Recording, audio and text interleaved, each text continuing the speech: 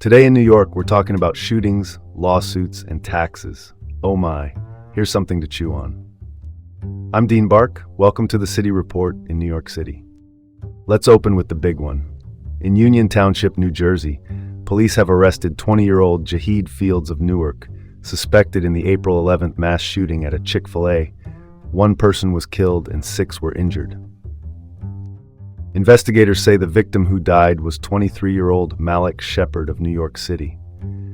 Fields, who was on probation for a prior weapons offense, now faces 1 count of murder, 6 counts of attempted murder, and multiple gun charges. Union County Prosecutor William Daniel praised the multi-agency coordination that led to Fields' May 3rd arrest. The motive is still unclear. What we do know is this was a crowded restaurant on a Saturday. Public safety worries don't get more basic than that. Time to dig into the details. Authorities say Fields had been under supervision for the earlier gun case, which raises fresh questions about monitoring and compliance when someone is on probation. That's the headline and the policy dilemma in one breath. Personal take. It's shocking that someone on probation could be tied to an attack like this.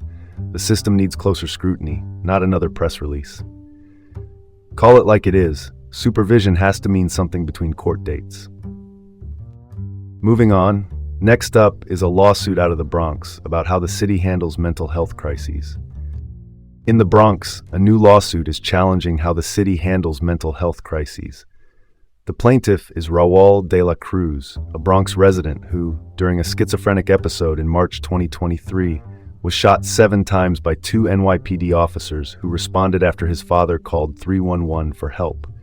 The officers, identified as Derek Bernard and Nicholas Trupia, did not speak Spanish, which was crucial in that apartment. De la Cruz filed a new suit in late April after a federal case was dismissed, seeking damages for his physical and psychological injuries, and importantly, an injunction to change how the city deploys police to mental health emergencies. Mayor Zohran Mamdani has voiced support for reforming those responses, signaling interest in non-police alternatives when appropriate. A key program here is Be Heard, the Behavioral Health Emergency Assistance Response Division. It's a city initiative that sends social workers, EMTs, and mental health professionals to certain emergency calls instead of police. But it wasn't available in De La Cruz's precinct at the time, and that's central to the lawsuit's critique. The Civilian Complaint Review Board, the city's independent police oversight agency, previously found Officer Bernard used unauthorized force and recommended firing. The then police commissioner rejected that recommendation. Personal take. This case underscores the need for robust citywide mental health crisis training and coverage. The right responder at the right time can prevent tragedy. Let's not overcomplicate this. If language access and de-escalation are missing, outcomes suffer. Let's pivot to the next story. Despite a federal appeals court ruling restricting the mailing of mifepristone nationwide, New York providers are keeping telehealth abortion services running by using misoprostol-only protocols. Mifepristone's manufacturer is seeking a pause on the ruling, and the case is expected to head to the Supreme Court. The legal chessboard is very much in motion. Here's who's doing what. Planned Parenthood says misoprostol alone is a safe and effective option for early termination. New York City Health and Hospitals has been mailing abortion medications after telehealth consults since late 2023.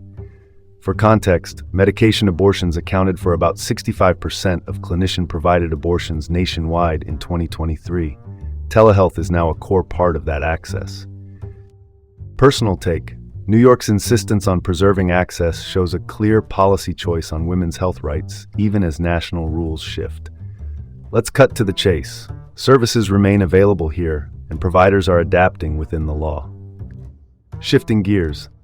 Taxes next.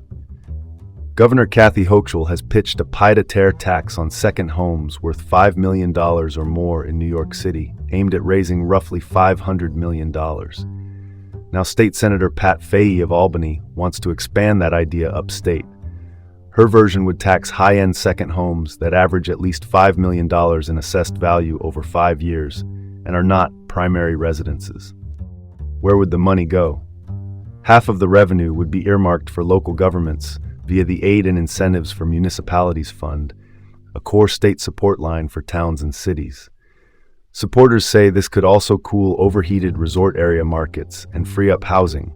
Opponents, including some lawmakers and real estate agents, warn it could chill investment and hurt local economies that rely on high-end spending. Personal take: the policy math has to balance revenue, housing supply, and regional economics. Well, that's one way to look at it, asking the spare mansion to chip in so the streetlights stay on. All right, next topic: micromobility on deck. Lime, the electric scooter company in the city's pilot program, wants to expand beyond its current zones in eastern Queens and the northeast Bronx. The firm argues scooters can fill gaps where subways don't reach easily. To bolster the case, Lime commissioned a report from NYU's Rudin Center for Transportation Policy, highlighting strong demand and first-mile, last-mile benefits. The subtext is competition. City Bike effectively has the micromobility market to itself in most neighborhoods, while Lime scooters don't require docks and rent by the minute through an app. City officials will weigh expansion against safety and street management. More parking corrals, strict no sidewalk riding enforcement, and clear fleet caps are the usual guardrails. Personal take: expanding scooters where transit is thin could make trips faster and cheaper. If it complements buses and trains and cuts short car trips, that's a win. And that's your report for today. Thanks for tuning in to the City Report in New York City. Have a great day, and see you tomorrow.